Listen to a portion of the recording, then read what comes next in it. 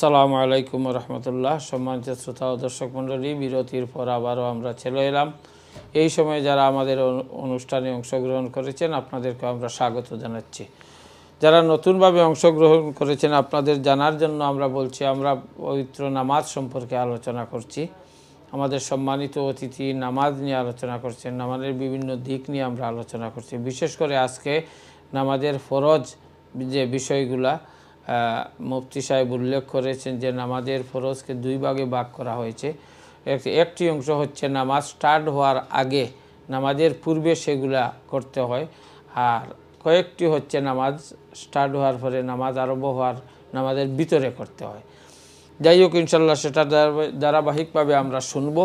এবং এর আগে আমাদের কাছে কয়েকটি প্রশ্ন চলে এসেছে, আমরা উত্তরের দিকে চলে যাব ইনশাল্লাহ। তারপরে যদি সময় থাকে তাহলে আলোচনায় যাব। একজন কলার চলে এসেছেন। হ্যালো, আসসালামু আলাইকুম। হ্যালো, আসসালামু আলাইকুম। ওয়ালাইকুম আসসালাম ওয়া রাহমাতুল্লাহ। হুজুর, আমার একটা জিনিস জানতাম আছে নামাজ সম্পর্কে, যেহেতু কাবে বয়ান করা নামাজ সম্পর্কে। নামাজ বিতির নামাজ, জি, বিতির নামাজ পড়ছি 2 রাকাত। তৃতীয় রাকাত ঠিক মতো পড়ছি, পড়িয়া দুয়ায় কুনুত পড়ছি না, বুলিয়া রুকুত গেছি, কি রুকুতনে উঠছি, উঠিয়া আমার স্মরণ আইছে যে আমি তো দুয়ায় কুনুত পড়ছি না। এখন মনে করলাম যে সসেজদা দিলেই নামাজ ঠিক হয়ে যাব। এখন গেছি কি সজদাত গিয়া সসেজদাও দিতে ভুলে গেছি, আওটাও বুলাই দিছে শয়তানে, বুঝছেননি? ওখন নামাজ সালাম ফিরাই দিছি, ওখন আমি কিতা করতাম, আমার নামাজ হইছে নি না জুয়ার তাম খিলা শুদ্ধ করা যায়। আর হইল কি, যদিন কইন হুজুরে বলে না নামাজ হইছে না, এটা জুয়ারা লাগবো, হুজুরে যদি ই জবাব দেন ইগুলো আমার উত্তর আয়, সে আমারই নামাজ কি হইব, আমি জীবন দুয়ার ইয়া ভরিলাম। বুঝাইতাম পারছেনি? জি জি, বুঝতে পারছি। আচ্ছা, জবাব ওকে, ইনশাল্লাহ। ওকে, আসসালামু ওয়ালাইকুম আসসালাম, অসংখ্য ধন্যবাদ। অত্যন্ত সুন্দর আপনার প্রশ্ন।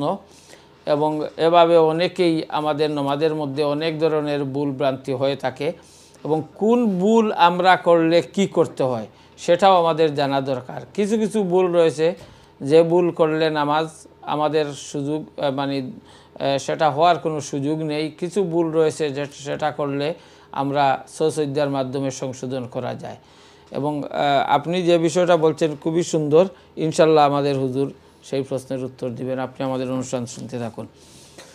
জি জনাব মুফতি সাহেব, প্রথমে যে একজন প্রশ্ন করেছিলেন, মানে আমাদের সরাসরি ফোনে, যে উনি বলতেছেন যে হেরাম শরীফের কথা উল্লেখ করেছেন যে সেখানে গেলে, বা আমরাও তো গিয়েছি বা দেখেছি, মানে চতুর্দিক থেকে কাবা শরীফের দিকে মুখ দিয়ে নামাজ পড়া যেত। এখন উনি বলছেন যে এক দিক দিয়ে, পূর্ব দিক থেকে শুধু খালি থাকে, বাকি সব দিক দিয়ে পড়া হয়। এটা সম্পর্কে আপনার যদি জানা থাকে বা। ধন্যবাদ প্রশ্নকারী ভাইকে। আপনি যে বিষয়টি জানতে চেয়েছেন, এই বিষয়টি হচ্ছে কাবার চতুর্দিকে দাঁড়িয়ে নামাজ পড়া। এর অর্থ এটা নয় যে যদি কাবার একদিকে খালি থাকে তাহলে নামাজ হবে না, এর অর্থ সেটা নয়। প্রথম কথা হচ্ছে কাবা শরীফের সেখানে মাতাফে হোক বা কাবার মাতাফে এবং মাতাফের বাহিরে মসজিদ, মসজিদের বাহিরে মাঠে, সেই দিকে গোল চক্করে চতুর্দিক থেকে নামাজ হবে, যেহেতু কাবা চতুর্দিক থেকে মধ্যখানে।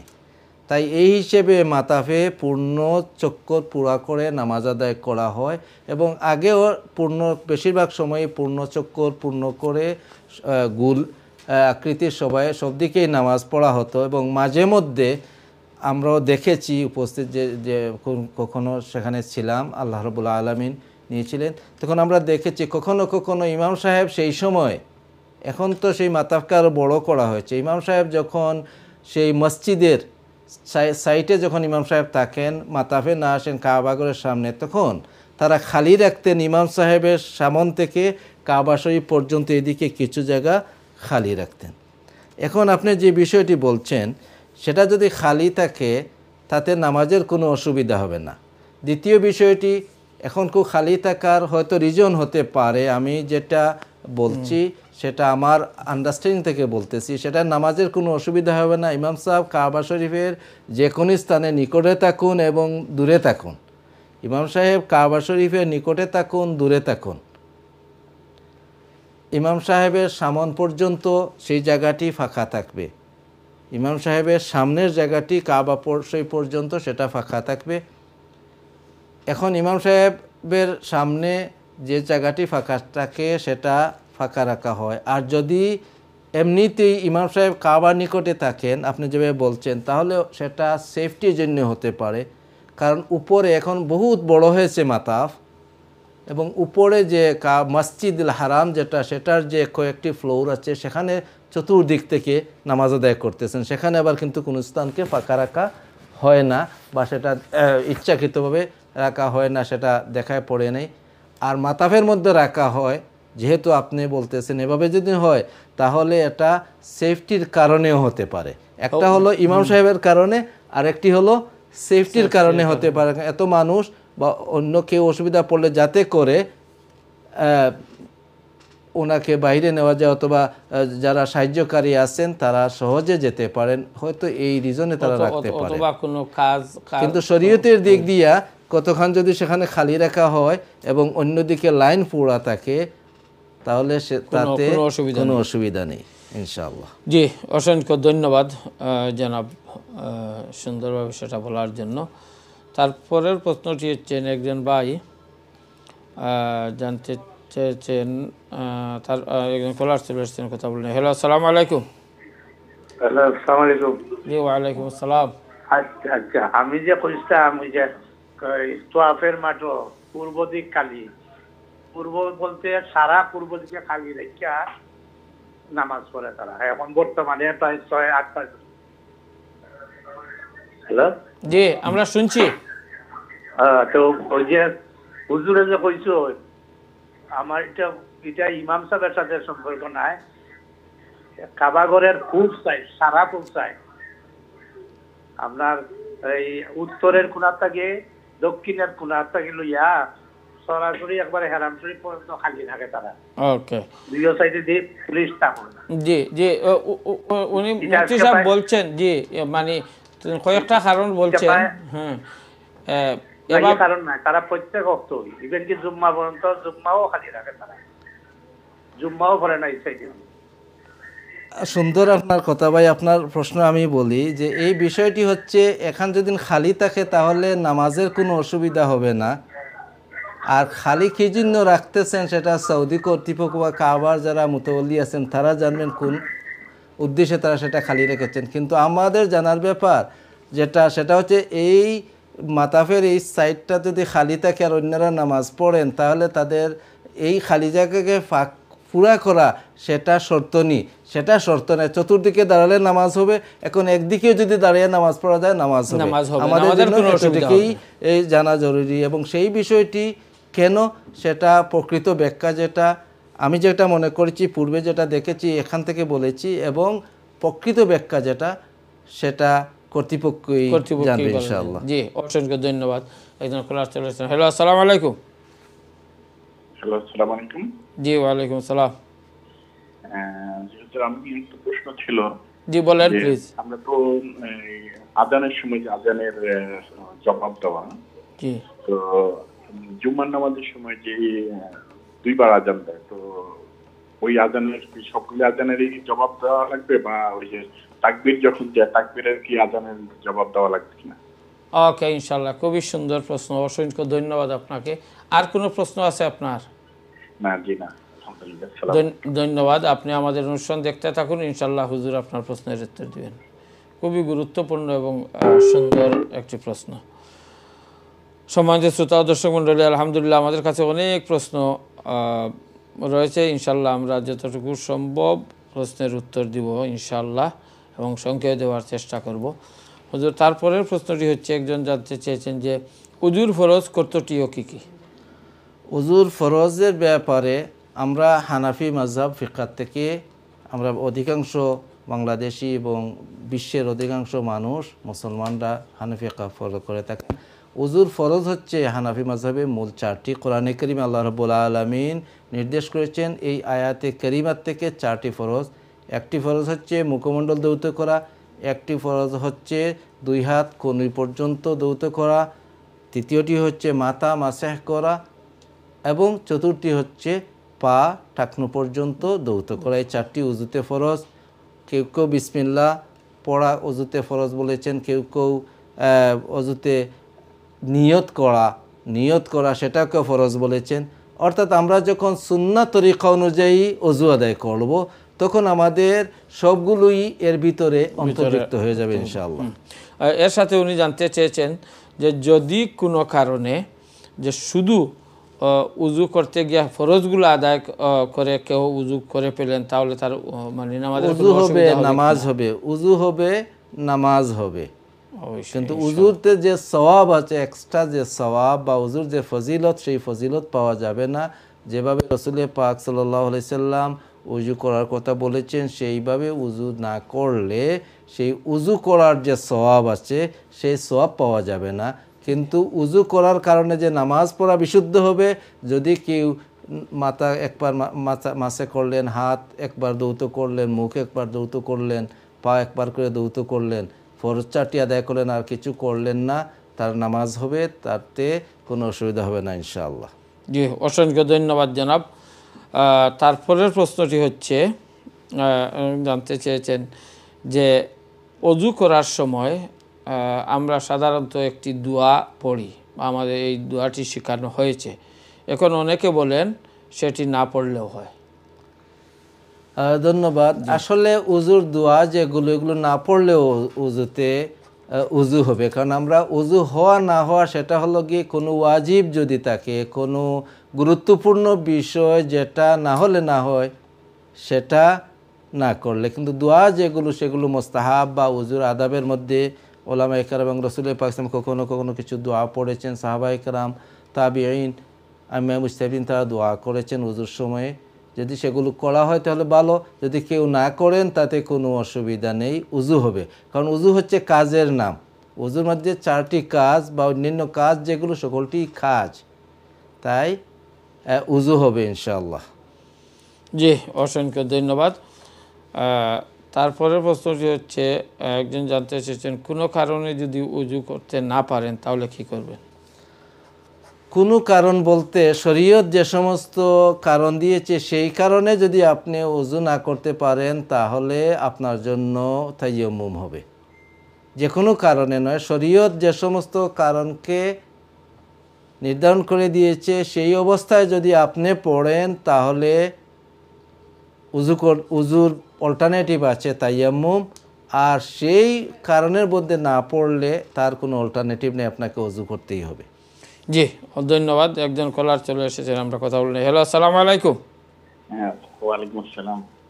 কিন্তু আমি যে আগে প্রশ্নটা করছিলাম ওই যে আজানের জবাব সম্পর্কে, প্রশ্নটা আসলে আমি মানে যেটা জানতে চাচ্ছিলাম ওই কথাটা বলা হয় নাই, যে আজানের পরে যে আমরা যে দোয়া পড়ি ওই দোয়া কি যে জুমার নামাজের সময় যে আজান দেয় ওই 2 বার তো আজান দেয়, দুবারই কি আজানের পরে দোয়াটা পড়তে হবে? এবং ওই নামাজের সময় যে আমরা যে তাকবীর দিই তাকবীরের পরেও কি ওই ওকে ইনশাআল্লাহ যে মানে দুটি উত্তর ইনশাআল্লাহ দেওয়া হবে, যে আজানের জবাব এবং আজানের দোয়া। জি, অসংখ্য ধন্যবাদ আপনাকে জনাব। তারপরে একজন জানতে চেয়েছেন যে তায়াম্মুম করার সময় যখন মুছে করা হবে, যে তায়াম্মুম যে সংক্ষেপে দিন বলেন, যে উনি জানতে চাচ্ছেন যে তায়াম্মুম কীভাবে করতে হয়। তায়াম্মুম করা, আপনি নিয়ত করলেন পবিত্রতা অর্জনের জন্য, আপনি নিয়ত করলেন পবিত্রতা অর্জনের জন্য, নিয়ত করা সেটা ফরজ। কারণ নিয়ত করে তারপর 2টি হাতকে আপনি মাটির মধ্যে বা মাটি জাতীয় দ্রব্যর মধ্যে আপনার হাত রাখলেন, হাত দিয়ে একবার মাটিতে হাত লাগালেন, তারপর মুখমণ্ডল একবার মুছে করলেন, সমস্ত মুখমণ্ডল, যতক্ষণ মুখমণ্ডল বলা হয় ওযুতে ধুইতে হয় সেই ততটুকু পর্যন্ত একবার মাসে করলেন এবং দ্বিতীয়বার আবার মাটিতে হাত দিলেন, তারপর ডাইন হাত বাম হাত দিয়ে ডান হাতকে উপর এবং হাতের দুই সাইড মাসেহ করে নিলেন এবং ডান হাত দিয়ে বাম হাতের কনুই পর্যন্ত মাসেহ করে নিলেন। আর মাসেহ করার পর এভাবে আঙ্গুলগুলোকে খিলাল করে নিলেন, আপনার তাইয়ুম হয়ে গেল। জি, অসংখ্য ধন্যবাদ। ফরজ তিনটি, একটি হচ্ছে নিয়ত করা, 2 নম্বর হচ্ছে মুখ মাসেহ করা, মুখমণ্ডল মাসেহ করা এবং 2 হাত কনুই পর্যন্ত মাসেহ করা। জি জি, তারপরের প্রশ্নটি হচ্ছে, এই প্রশ্নের উত্তর কিন্তু দেওয়া হয়ে গেছে, একটা আলোচনায় চলে এসেছিল যে কিবলার দিকে। উনি জানতে চেয়েছেন যে যদি কোনো কারণে আমরা মানে কিবলা নির্ধারণ করতে না পারি তাহলে কোন দিকে নামাজ পড়ব, সেটা তো আপনি আলোচনায় চলে এসেছে, তারপরেও সংক্ষেপে যখন কিবলা আপনি নির্ধারণ করতে পারছেন না, জানতে পারতেছেন না, তখন আপনার দিল যেদিকে কিবলা বলবে, আপনার দিলকে জিজ্ঞেস করে নেবেন, আপনার মন বলবে যেদিকে সেদিকেই নামাজ আদায় করবেন, সেটাই হচ্ছে কিবলা। জি হ্যাঁ, এর সাথে সম্পর্ক একটা করি যে মনে করেন এমন এক জায়গায় যেখানে বোঝা গেল না, নিজের মন যেদিকে সাক্ষী দিল বা সেদিকে নামাজ মানে পড়া হয়ে গেল, কিন্তু পড়ার পরবর্তীতে যদি জানা যায় যে সঠিক কোনো মানুষ এখানে আসছেন বা উনি বলছেন যে আমি সঠিক জানি এদিকে না ওদিকে, তখন কি নামাজ শেষ হওয়ার পর শেষ হয়ে গেছে এই নামাজের ব্যাপারটি, সেটি শেষ হয়ে গেছে, যদি থাকলেও সেটা নামাজ পড়া হয়ে গেছে, আপনার জন্য এই নামাজটি কিবলামুখী হয়ে গিয়েছে। জি ধন্যবাদ জনাব। তারপরের প্রশ্নটি হচ্ছে, আরেক জনাব বলেছেন এই যে বিতিরের নামাজে উনি দোয়া কুনুতের কথা বলেছিলেন, যে দোয়া কুনুত উনি পড়েন নাই এবং পরবর্তীতে তিনি মনে করছেন যে সজদা দিবেন, সেখানেও গিয়ে উনি ভুলে গেছেন, ওনার নামাজ কি করে? ধন্যবাদ ভাইকে, উনি তারপর সম্পর্ককার একটি কথা রেখেছেন, ইনশাআল্লাহ আমরা সেদিকে যাওয়া লাগবে না। সেই নামাজ কি হবে? বিষয় হচ্ছে যে আপনি যখন কুনুত করেন নাই নামাজের মধ্যে, যেহেতু বিতিরে কুনুতটি সেটা ওয়াজিব, আপনার থেকে ওয়াজিব ছুটে গিয়েছে এবং আপনি সেটা ভুলে গেছেন, সেটা আপনি বুঝতে পেরেছেন, তোর জন্য আপনার সহসজ্জা আপনার উপর দেয়া কর্তব্য হয়ে গিয়েছে, আপনি সেটা জানেন। কিন্তু যখন নামাজের শেষ বৈঠকে সালামের পরে সাহসুজদা দিবেন, তখন আপনি সেই সাহসুজদা দেওয়াটাও ভুলে গেছেন, এখন কি করবেন? এটা যেহেতু আগে হয়ে গেছে, আপনার নামাজ হয়ে গেছে, কারণ সাহসুজদার পর আর কোনো সাহসেজদা নেই। সাহসেজদা, সাহু অর্থ ভুল করে যাওয়া, ভুলে যাওয়া। যখন সাহু সেজদা, ভুলের জন্য যে সেজদাটি দেওয়ার কথা ছিল সেই সেজদাটিও আপনি ভুলে গেছেন, তাই আপনার নামাজ হয়ে গেছে, এই উইতিরের নামাজ হয়ে গেছে। আল্লাহ রাব্বুল আলামিনের কাছে দোয়া করবেন এই নামাজকে কাজা করতে হবে না। যদি এমলা নতুনভাবে ঘটে এবং আপনি সেই জায়গায় থাকা সত্ত্বে সেটা স্মরণ হয়ে যায়, তাহলে আপনি যদি নামাজের বহির্ভূত কোনো কাজ না করে থাকেন, তাহলে এই বৈঠকে থাকা অবস্থায় আবার সেজদা দিয়ে নামাজ শেষ করে নেবেন। আর যদি ফরজ নামাজ হয় এবং ওয়াক্ত থাকে এবং আপনি এই জায়গায়তে থাকেন, তাহলে আপনাকে আবার উত্তম হচ্ছে নামাজ সেটাকে দুয়ারে নেওয়া। আর যদি আপনি চলে যান, মসজিদ থেকে চলে গিয়েছেন বা ওয়াক্ত চলে গিয়েছে, সাহসুজদা আপনার উপর ওয়াজিব ছিল এবং সেই সাহসুজদাটা দিতে ভুলে গেছেন, এমতাবস্থায় আপনার নামাজ হয়ে গিয়েছে, সেই নামাজ আল্লাহ রাব্বুল আলামিন ইনশাআল্লাহ কবুল করবেন। কারণ আল্লাহ রাব্বুল আলামিন হাবিব সাল্লাল্লাহু আলাইহি সাল্লাম ইরশাদ করেছেন যে আমরা তার উম্মত হিসেবে আমাদের ভুলক্রমে যে কাজগুলো হয়েছে, আমরা যেগুলো ভুলে যাই, আল্লাহ রাব্বুল আলামিন এজনের জন্য আমাদেরকে পাকড়াও করবেন না, আর কাজা করতে হবে, এটা আর কাজা করা লাগবে না। তাহলে তো উনি সম্পূরক যে প্রশ্নটি করেছিলেন সেখানে আর যাওয়ার কোনো সুযোগ নেই। জি অসংখ্য ধন্যবাদ, আশা করি আপনি শুনছেন যিনি প্রশ্ন করছিলেন। তারপরের প্রশ্নটি হচ্ছে, আমার যে ভাই সরাসরি প্রশ্ন করছিলেন যে আজানের তো উত্তর দেওয়া হয়, জবাব দেওয়া হয়, কিন্তু জুম্মার নামাজের সময় খুতবা পড়ার আগে আরও একবার আজান দেওয়া হয়, অথবা একামতর তো জবাব, মানে এটারও কি জবাব দিতে হবে? আচ্ছা ধন্যবাদ। আজানের জবাব দেওয়া, আমরা আসতেছি, একজন কলার চলে আসছেন, কথা বলেন। হ্যালো, আসসালামু আলাইকুম। সালামু আলাইকুম।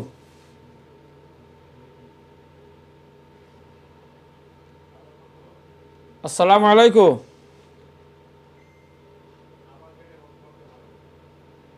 হ্যালো,